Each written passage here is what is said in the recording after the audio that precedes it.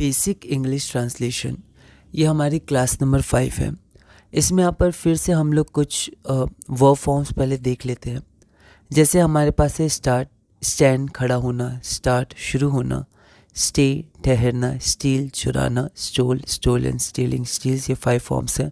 Study मतलब अध्ययन करना। उसी प्रकार यहाँ पर स्टडी हमने देख लिया। स्विम मतलब तैरना, टेक मतलब लेना, टॉक मतलब बात करना, टीच मतलब पढ़ाना, टीयर मतलब फाड़ना, टेल मतलब कहना, थैंक मतलब धन्यवाद देना, थिंक मतलब सोचना, थ्रो मतलब फेंकना और ट्राई मतलब कोशिश करना। अब हम लोग क्या करते हैं, फिर से हम लोग कुछ क्या करते हैं, ट्रांसलेशन देखते हैं। सबसे पहला है वह खेलता है। तो वह का तो ही और शी दोनों होता है, इट भी होता है, लेकिन हम समझ सकते हैं खेलता है तो यहाँ पर किसी मेल के बारे में बात हो रही है तो V5 आएगा, तो मतलब ही आएगा, और ही के संग V5 आएगा तो ही प्लेस।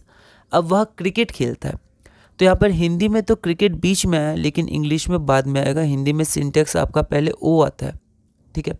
तो जैसे हिंदी में ओ होता है तो पहले क्रिकेट आया, पर इंग्लिश में पहले वी होता है, SVO, तो पहले खेलता आएगा इंग्लिश के अनुसार, तो ही प्लेज क्रिकेट, ठीक है।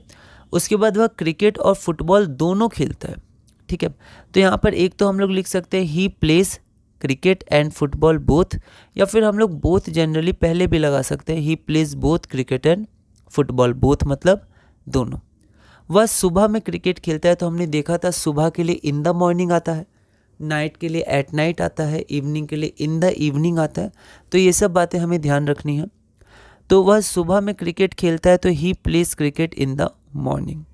वह शाम में फुटबॉल खेलता है तो he plays football in the evening. उसी प्रकार वह सुबह में क्रिकेट और शाम में फुटबॉल खेलता है।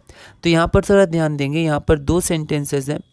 वह सुबह में क्रिकेट खेलता है, वह शाम में फुटबॉल खेलता है, इसको जोड़ा गया है और मतलब एंड से, तो he plays cricket in the morning and football in the evening. उसके बाद वह क्रिकेट अपने दोस्तों के साथ खेलता है।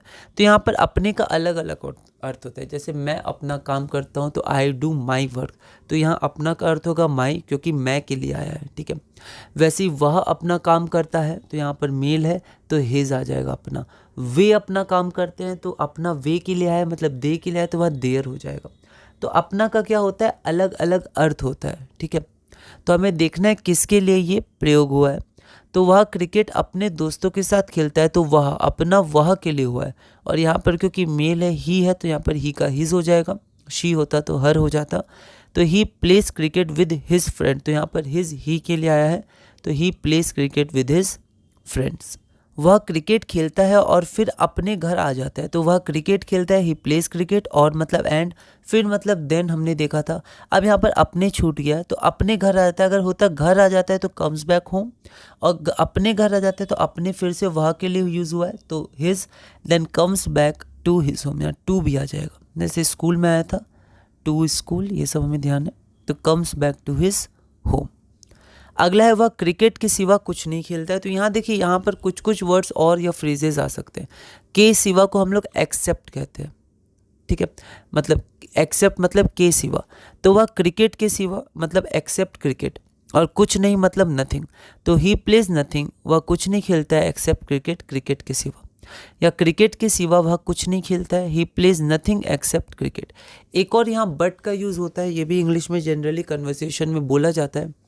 He plays nothing but cricket, वह कुछ नहीं खेलता है पर क्रिकेट खेलता है, तो यहाँ बट है ना, ये इंपॉर्टेंट आपका सिंटेक्स है।